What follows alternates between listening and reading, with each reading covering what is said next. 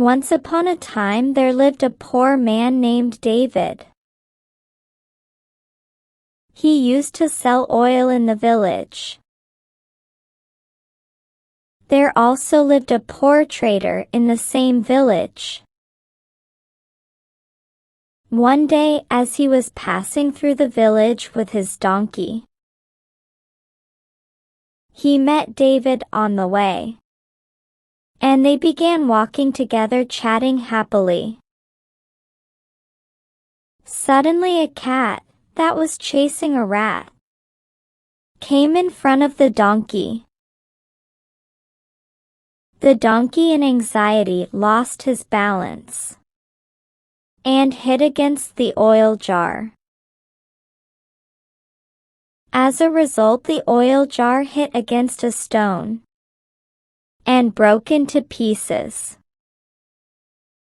Soon the oil spread all over the ground. My jar! My oil! I am ruined! Cried out David. He began to accuse the poor trader for his destruction. He charged at the trader. Your donkey destroyed my jar.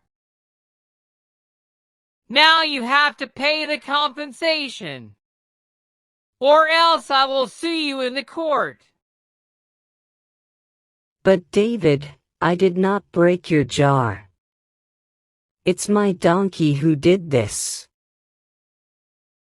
He stumbled over a stone and lost his balance. The poor trader defended himself.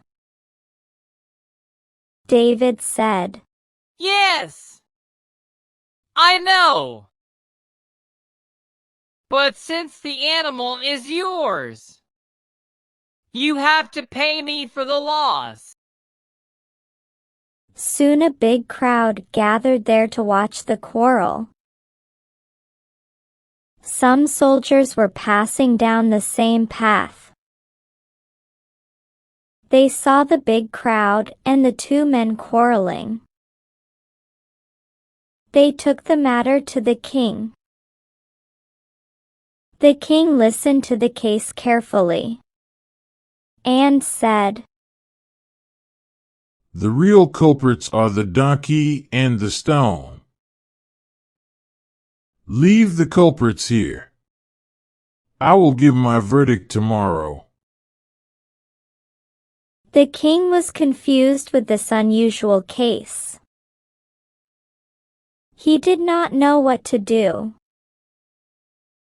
He said to himself, I'll ask the royal judge to conduct a trial tomorrow and give his decision. When the royal judge heard the case, he was also confused and worried.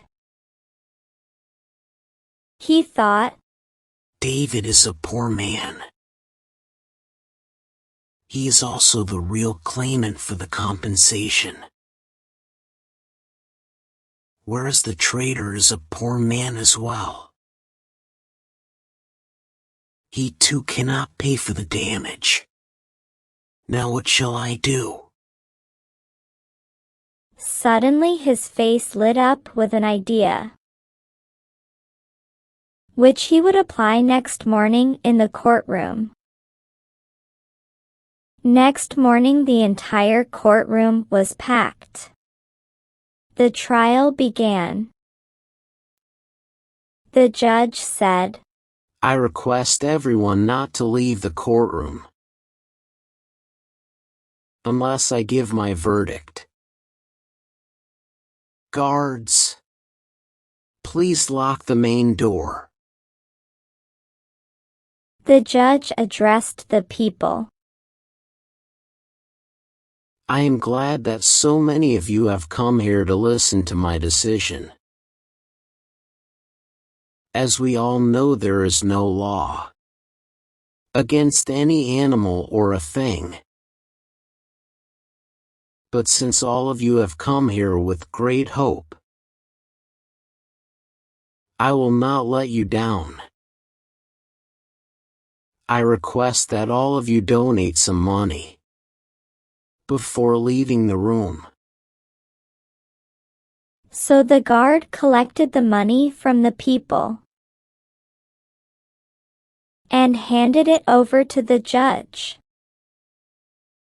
The judge gave the money to David and said, David, take this money. I think it will make up for your loss.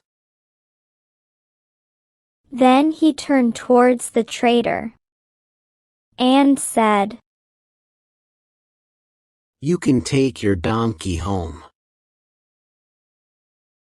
Everyone present in the court was very happy with the decision.